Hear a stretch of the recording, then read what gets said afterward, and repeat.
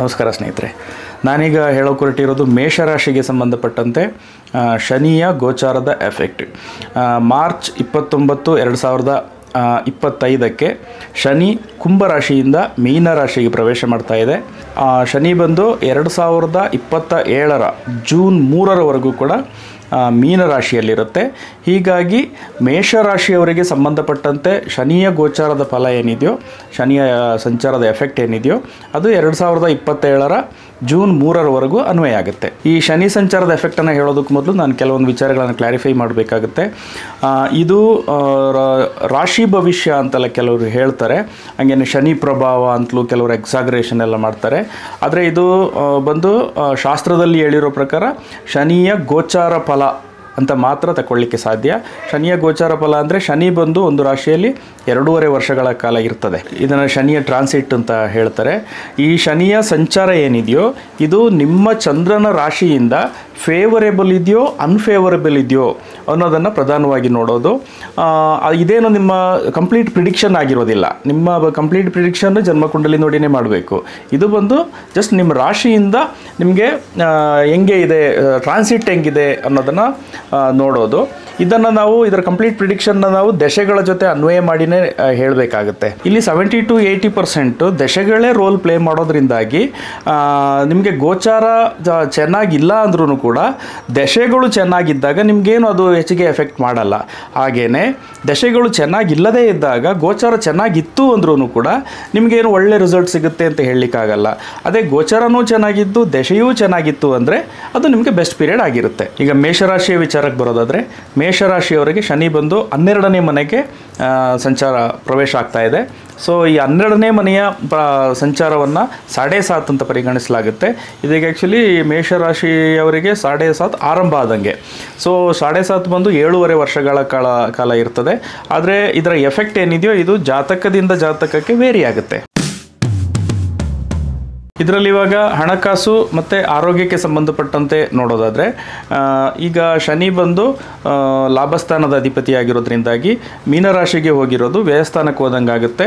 So ಇದು ಹಣಕಾಸಿನ ವಿಚಾರದಲ್ಲಿ ಲಾಸನ್ನು ಇಂಡಿಕೇಟ್ ಮಾಡ್ತಾ ಇದೆ. ಆದಾಯಕ್ಕೆ ಸಂಬಂಧಪಟ್ಟಂತೆ ಮೇಷರಾಶಿಯವರಿಗೆ ಇದು ಒಳ್ಳೆ ಟ್ರಾನ್ಸಿಟ್ ಆಗಿರಲ್ಲ. ಏನಾದರೂ ವ್ಯಾಪಾರ, ವ್ಯವಹಾರ, ಇನ್ವೆಸ್ಟ್ಮೆಂಟ್ಸ್ ಇಂಥದ್ದೆಲ್ಲ ಮಾಡುವಂಥದ್ದಿದ್ದರೆ ದಶೆಯನ್ನು ಕೂಡ ಚೆಕ್ ಮಾಡಿಸ್ಬೇಕಾಗುತ್ತೆ.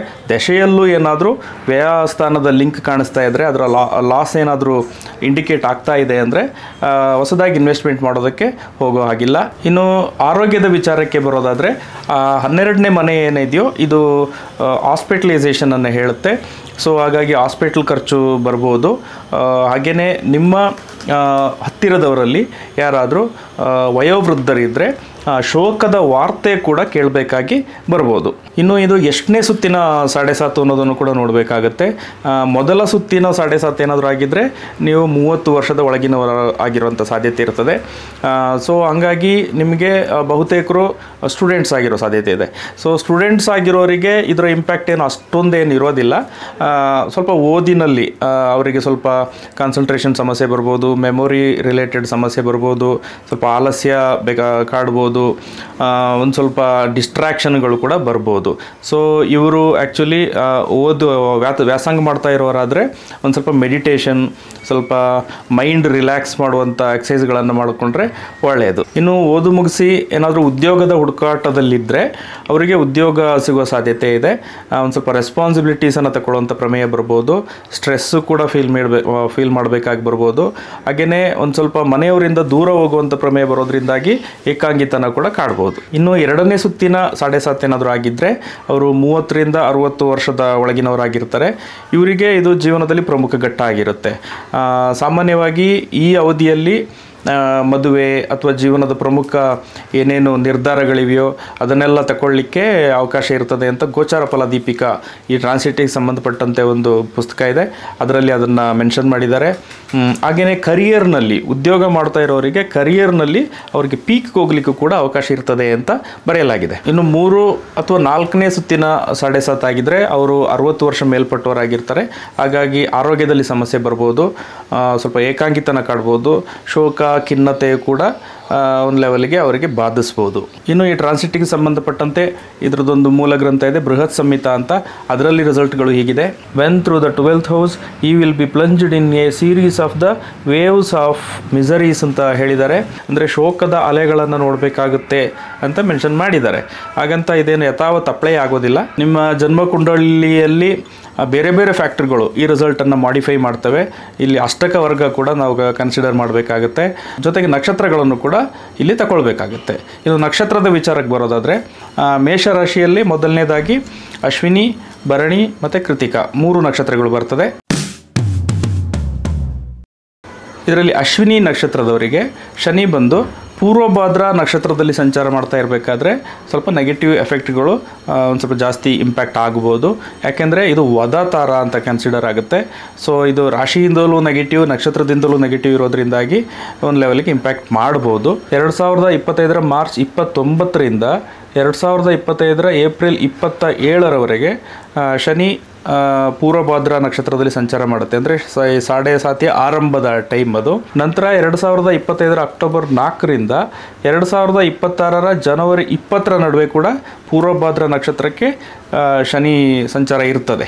ಮುಖ್ಯವಾಗಿ ಆರೋಗ್ಯ ಮತ್ತು ಮಾನಸಿಕ ಶಾಂತಿ ಈ 2 ವಿಚಾರಗಳಿಗೆ ಸಂಬಂಧಪಟ್ಟಂತೆ ಈ ಸಂದರ್ಭ ಏನಿದೆಯೋ, ಏನು ಈ ಟೈಮ್ ಫ್ರೇಮ್ ಏನಿದೆಯೋ, ಇದು ಫೇವರೇಬಲ್ ಆಗಿರಲಿಕ್ಕಿಲ್ಲ. ಇನ್ನು ಭರಣಿ ನಕ್ಷತ್ರದ ವಿಚಾರಕ್ಕೆ ಬರೋದಾದರೆ, ಶನಿ ಉತ್ತರ ಭಾದ್ರ ನಕ್ಷತ್ರದಲ್ಲಿ ಸಂಚಾರ ಮಾಡ್ತಾ ಇರಬೇಕಾದ್ರೆ ಒಂದು ಸ್ವಲ್ಪ ಅನ್ಫೇವರೇಬಲ್ ಎಫೆಕ್ಟ್ಗಳು ಕಾಣಿಸ್ಕೊಳ್ಬೋದು. ಯಾಕೆಂದರೆ ಇದು ವಧತಾರ ಅಂತ ಅನ್ನಿಸ್ಕೊಳ್ಳುತ್ತೆ. ಇದು ರಾಶಿಯಿಂದಲೂ ನೆಗೆಟಿವ್ ಇರ್ತದೆ, ನಕ್ಷತ್ರದಿಂದಲೂ ನೆಗೆಟಿವ್ ಇರ್ತದೆ. ಶನಿ ಬಂದು 2025 ಏಪ್ರಿಲ್ 27ರಿಂದ 2025 ಅಕ್ಟೋಬರ್ 4ರ ಅವಧಿಯಲ್ಲಿ ಉತ್ತರ ಭಾದ್ರ ನಕ್ಷತ್ರದಲ್ಲಿ ಇರ್ತದೆ. ಹಾಗೆಯೇ 2026 ಜನವರಿ 20ರಿಂದ 2026 ಮೇ 17 ಈ ಅವಧಿಯಲ್ಲಿ ಉತ್ತರ ಭಾದ್ರ ನಕ್ಷತ್ರದಲ್ಲಿ ಇರ್ತದೆ. ಹಾಗೆಯೇ 2026 ಅಕ್ಟೋಬರ್ 9ರಿಂದ 2027 ಫೆಬ್ರವರಿ 8 ಈ ಅವಧಿಯಲ್ಲೂ ಕೂಡ ಉತ್ತರ ಭಾದ್ರ ನಕ್ಷತ್ರದಲ್ಲಿ ಇರ್ತದೆ. ಈ ಅವಧಿ ಏನಿದೆಯೋ ಮುಖ್ಯವಾಗಿ ಆರೋಗ್ಯ ಮತ್ತು ಮಾನಸಿಕ ಶಾಂತಿ ಅಂತ ಏನು ನಾವು ಕನ್ಸಿಡರ್ ಮಾಡ್ತೀವೋ ಈ 2 ವಿಚಾರಗಳಲ್ಲಿ ಇದು ಅನ್ಫೇವರೇಬಲ್ ಅನ್ನಿಸ್ಕೊಳ್ಳುತ್ತೆ.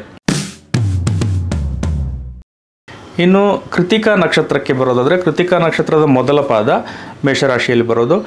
ಇವರಿಗೆ ಆ್ಯಕ್ಚುಲಿ ರೇವತಿ ನಕ್ಷತ್ರದಲ್ಲಿ ಶನಿ ಸಂಚಾರ ಆಗ್ತಾ ಇರಬೇಕಾದ್ರೆ ನೆಗೆಟಿವ್ ಎಫೆಕ್ಟ್ ಕಾಣಿಸ್ಕೊಳ್ಬೋದು. ಯಾಕೆಂದರೆ ರೇವತಿ ನಕ್ಷತ್ರ ಬಂದು ಇವರಿಗೆ ವಧತಾರ ಅನ್ನಿಸ್ಕೊಳ್ಳುತ್ತೆ. ಹಾಗೆಯೇ ಪೂರ್ವಭಾದ್ರ ನಕ್ಷತ್ರದಲ್ಲಿ ಸಂಚಾರ ಕೂಡ ಅಷ್ಟೇನು ಫೇವರೇಬಲ್ ಇರೋದಿಲ್ಲ. ಶನಿ ಬಂದು 2025 ಮಾರ್ಚ್ 29ರಿಂದ ಏಪ್ರಿಲ್ 27 ನಡುವೆ ಪೂರ್ವಭಾದ್ರ ನಕ್ಷತ್ರದಲ್ಲಿ ಇರ್ತದೆ ಶನಿ. ನಂತರ 2025 ಅಕ್ಟೋಬರ್ 4ರಿಂದ 2026 ಜನವರಿ 20 ನಡುವೆ ಕೂಡ ಪೂರ್ವಭಾದ್ರ ನಕ್ಷತ್ರಕ್ಕೆ ಶನಿ ಸಂಚಾರ ಇರ್ತದೆ. 2026 ಮೇ 17ರಿಂದ 2026 ಅಕ್ಟೋಬರ್ 9 ಇದರ ನಡುವೆ ರೇವತಿ ನಕ್ಷತ್ರದಲ್ಲಿ ಇರ್ತದೆ. 2027 ಫೆಬ್ರವರಿ 8ರಿಂದ ಜೂನ್ 3ರ ನಡುವೆ ಕೂಡ ಶನಿ ರೇವತಿ ನಕ್ಷತ್ರದಲ್ಲಿ ಇರ್ತದೆ. ಈ ಅವಧಿ ಕೃತಿಕಾ ನಕ್ಷತ್ರದವರಿಗೆ ಮುಖ್ಯವಾಗಿ ಆರೋಗ್ಯ ಮತ್ತು ಮಾನಸಿಕ ಶಾಂತಿಯ ವಿಚಾರದಲ್ಲಿ ಒಂದು ಸ್ವಲ್ಪ ಅನ್ಫೇವರೇಬಲ್ ಅನ್ನಿಸ್ಕೊಳ್ಳುತ್ತೆ. ಅದೇ ಶನಿ ಏನಾದರೂ ಮೀನರಾಶಿಯಲ್ಲೇ ಇದ್ದರೆ ಅದು ನಿಮ್ಮ ಲಗ್ನದಿಂದ ಒಳ್ಳೆಯ ಸ್ಥಾನದಲ್ಲಿ ಸ್ಥಿತ ಆಗಿದ್ದರೆ, ಜೊತೆಗೆ ನಿಮ್ಮ ಲಗ್ನಾಧಿಪತಿಗೆ ಸಂಬಂಧಪಟ್ಟಂತೆ ಅದು ಏನಾದರೂ ಶುಭ ಸ್ಥಾನಗಳ ಅಧಿಪತಿ ಆಗಿದ್ದರೆ ನಿಮಗೆ ಈ ಅವಧಿಯಲ್ಲಿ ಒಳ್ಳೆಯ ರಿಸಲ್ಟ್ ಕೂಡ ಸಿಗ್ತದೆ. ಈ ಗೋಚಾರ ಅನ್ನೋದು ನಿಮ್ಮ ಮನಸ್ಸಿನ ಮೇಲೆ ಪ್ರಧಾನವಾಗಿ ಇನ್ಫ್ಲೂಯೆನ್ಸ್ ಮಾಡುವಂಥ ಫ್ಯಾಕ್ಟರ್ಗಳಾಗಿರ್ತವೆ. ಇದರಲ್ಲಿ ಚಂದ್ರನ ಸ್ಥಿತಿಯಿಂದನೂ ಕೂಡ ಈ ರಿಸಲ್ಟ್ಗಳು ತುಂಬಾ ವೇರಿಯೇಷನ್ ಆಗುತ್ತೆ. ಆದರೆ ನಿಮ್ಮ ಆ್ಯಕ್ಚುಯಲ್ ಜೀವನವನ್ನು ನಿರ್ಧರಿಸೋದು ನಿಮ್ಮ ಜನ್ಮಕುಂಡಲಿಯಲ್ಲಿನ ದಶೆಗಳು. ಸೊ ಹಂಗಾಗಿ ಅದರ ಜೊತೆಯಲ್ಲೇ ಇದನ್ನು ತಾಳೆ ಹಾಕಿ ನೋಡುವಾಗ ನಿಮಗೆ ಎಕ್ಸಾಕ್ಟ್ ರಿಸಲ್ಟ್ ಸಿಗಲಿಕ್ಕೆ ಸಾಧ್ಯ. ಸೊ ರಾಶಿಯಿಂದ ಕಂಪ್ಲೀಟ್ ಪ್ರಿಡಿಕ್ಷನ್ ಏನು ಹೇಳಲಿಕ್ಕೆ ಆಗೋದಿಲ್ಲ. ಹಾಗೆ ಹೇಳಿದ್ರು ಕೂಡ ಅದೇನು ಅಷ್ಟೊಂದೇನು ಅಪ್ಲೈ ಆಗೋದಿಲ್ಲ. ನಿಮಗೆ ಗೋಚಾರ ಫೇವರೇಬಲ್ ಇದೆಯೋ ಅನ್ಫೇವರೇಬಲ್ ಇದೆಯೋ ಇದನ್ನು ಕರೆಕ್ಟಾಗಿ ಹೇಳ್ಬೋದು ಅಷ್ಟೇ. ಹಾಗೆಯೇ ಕೆಲವರು ಶನಿಯ ಸಂಚಾರಕ್ಕೆ ಸಂಬಂಧಪಟ್ಟಂತೆ ಪರಿಹಾರಗಳನ್ನು ಕೂಡ ಹೇಳ್ತಾರೆ. ಆದರೆ ಏನು ಈ ಟ್ರಾನ್ಸಿಟಿಗೆ ಸಂಬಂಧಪಟ್ಟಂಥ ಪ್ರಮುಖವಾದಂಥ ಗ್ರಂಥ ಬೃಹತ್ ಸಂಹಿತ, ಅದರಲ್ಲೇ ಮೆನ್ಷನ್ ಮಾಡಿದ್ದಾರೆ ಸೆಲ್ಫ್ ಕಂಟ್ರೋಲ್ ಇದೆಯಲ್ಲ ಅದೇ ಬೆಸ್ಟ್ ಪರಿಹಾರ ಅಂತ. ಅದರ ಜೊತೆಗೆ ನೀವು ಮನಸ್ಸನ್ನು ಶುದ್ಧವಾಗಿಟ್ಕೊಂಡ್ರೆ, ಮಾನಸಿಕವಾಗಿ ಸ್ಥಿರತೆಯನ್ನು ತಂದುಕೊಂಡ್ರೆ, ಕೆಟ್ಟ ಆಲೋಚನೆಗಳನ್ನು ಮಾಡಲಿಲ್ಲ ಅಂದರೆ, ಕೆಟ್ಟ ಆಲೋಚನೆಗಳಿಂದ ಪ್ರಭಾವಿತರಾಗಲಿಲ್ಲ ಅಂದರೆ ಅದಕ್ಕಿಂತ ದೊಡ್ಡ ಪರಿಹಾರ ಬೇರೇನಿಲ್ಲ. ಬೇರೆ ಪರಿಹಾರಗಳು ವರ್ಕ್ ಆಗುತ್ತೋ ಇಲ್ವೋ, ಈ ಪರಿಹಾರ ಅಂತೂ ಖಂಡಿತವಾಗಿ ವರ್ಕ್ ಆಗುತ್ತೆ. ಶುಭವಾಗಲಿ. ನಮಸ್ಕಾರ.